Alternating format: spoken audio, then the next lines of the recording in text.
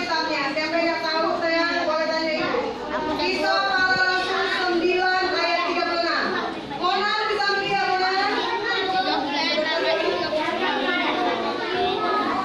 Ayat 36 ya nak? Ada si Tabita namanya sini.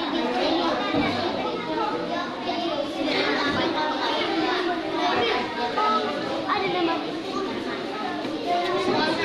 Kisah Para Rasul 9 ayat 36. Sudah semua melihat? Sudah?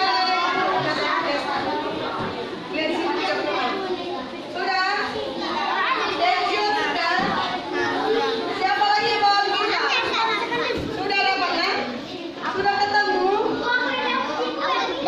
Sudah ketemu? Sudah? Belum? Sini saya di sini. Sudah ketemu? Siapa yang belum ketemu? Sudah pindah? Belum? 36.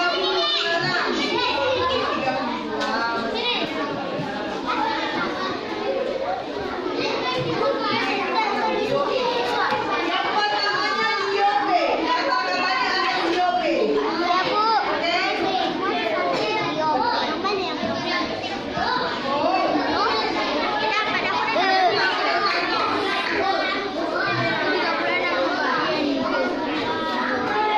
Kan ada Diope ya.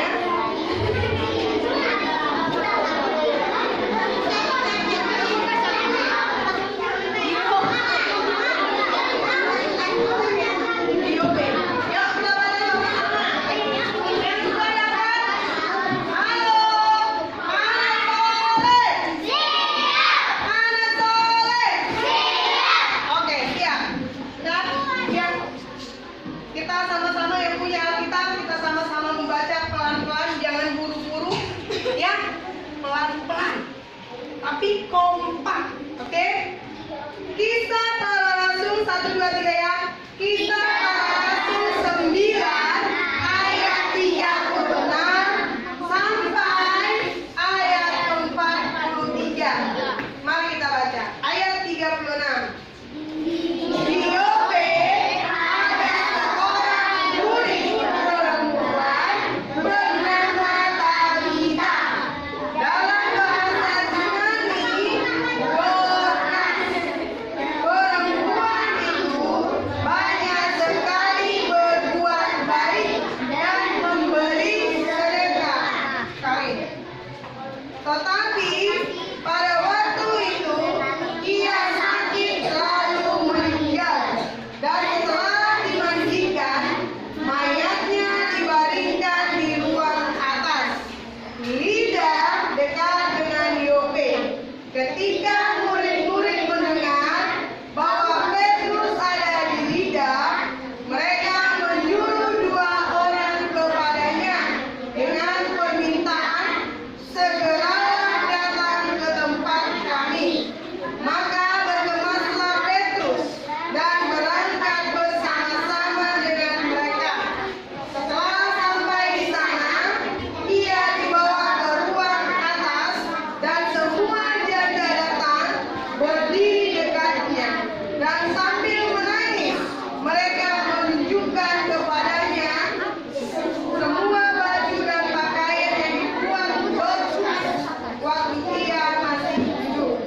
Tetapi Petrus menyuruh mereka semua keluar. Lalu ia berlutut dan berdoa ke mayat itu. Kemudian ia berpaling ke mayat itu dan berkata, Tabita, bangkitlah. Lalu Tabita membuka matanya, dan ketika melihat Petrus, ia bangun lalu duduk. Petrus memegang tangannya dan membantu dia berdiri. Kemudian ia memanggil orang-orang kudus beserta janda-janda, lalu menunjukkan kepada mereka bahwa perempuan itu hidup.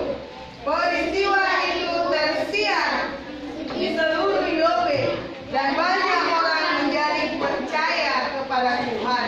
Kemudian daripada itu, Petrus tinggal beberapa hari di Yope, di rumah seorang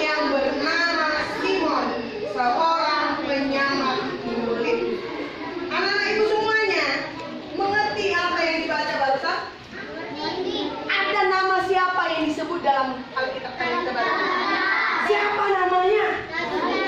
Boleh semua. Siapa namanya?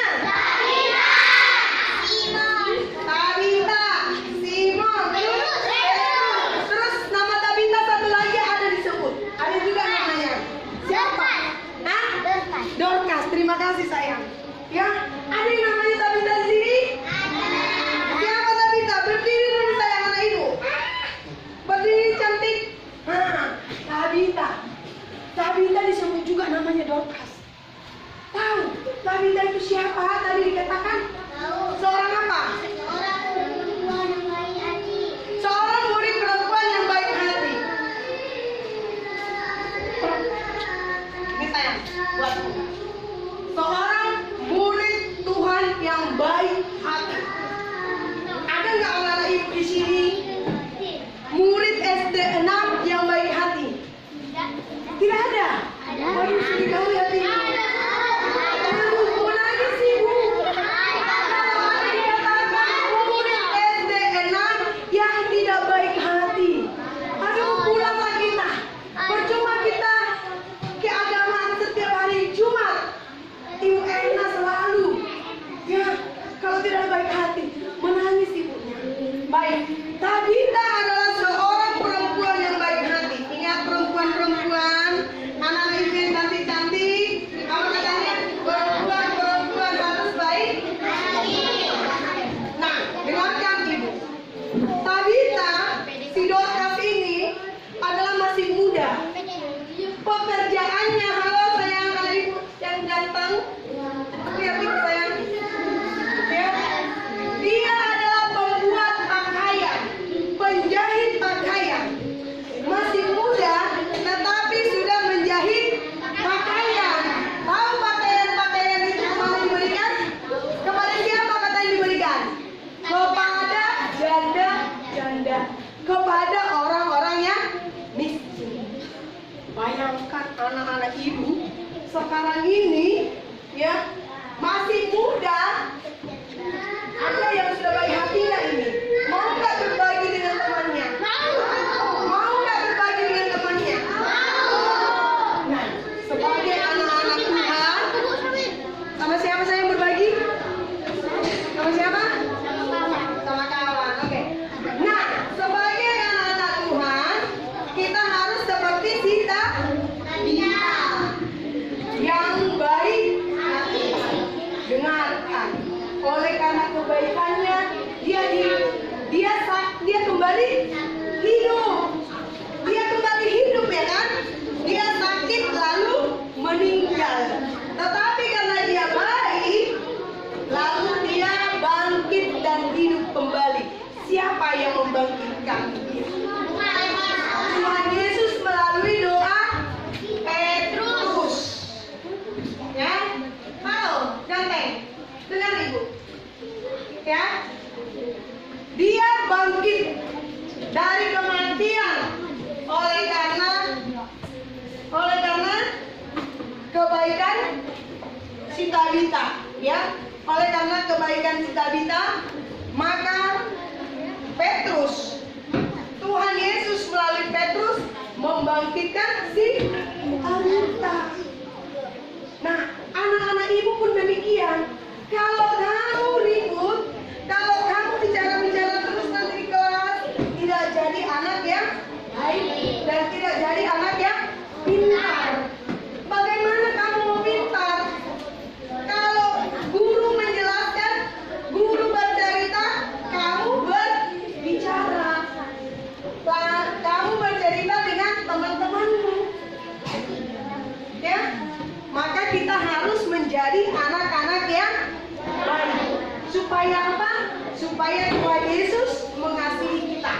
Supaya kita menjadi kesenangan orang lain. Supaya kita menjadi contoh bagi teman-teman kita.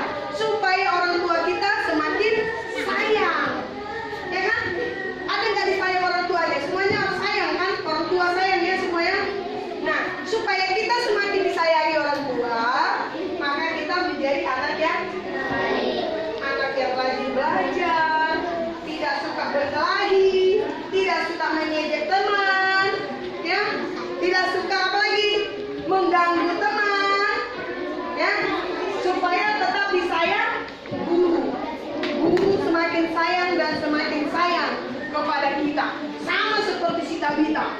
Ya, karena kebaikannya, apa terjadi? Ibu-ibu yang janda menangis, merasa kehilangan, tidak mau si Dalitanya meninggal. Makanya orang itu berdoa, memohon kepada Petrus, tolong bangkitkan dia, kata dia, nak, tolong bangkitkan dia. Kami tidak mau kehilangan. Nah, kalau kita bandel, kalau kita nakal, ada orang yang mau ngomong seperti itu. Aduh, tolong, dia baik, dia nakal, dia bandel, bangkitkan dia. Ada yang mau bilang seperti itu? Tidak ada. Orang-orang yang nakal, orang-orang yang bandel, tidak ada temannya. Ya, siapa mau berteman sama orang nakal sama bandel? Ada enggak? Enggak ada. Pasti sesama orang nakal dengan sesama orang bandel. Orang baik tidak ada yang berteman sama orang yang nakal dengan yang bandel, ya kan? Ada nggak yang berteman sama orang pencuri? Siapa mau berteman dengan orang pencuri? Ya sesama pencuri, iya kan? Ibu aja nggak mau berteman sama orang pencuri. Ayo, siapa mau berteman sama orang yang suka berkelahi? Angkat tangannya. Ada nggak? Tidak ada. Ibu juga tidak mau berteman sama orang yang suka berkelahi. Ya, tawuran, berkelahi.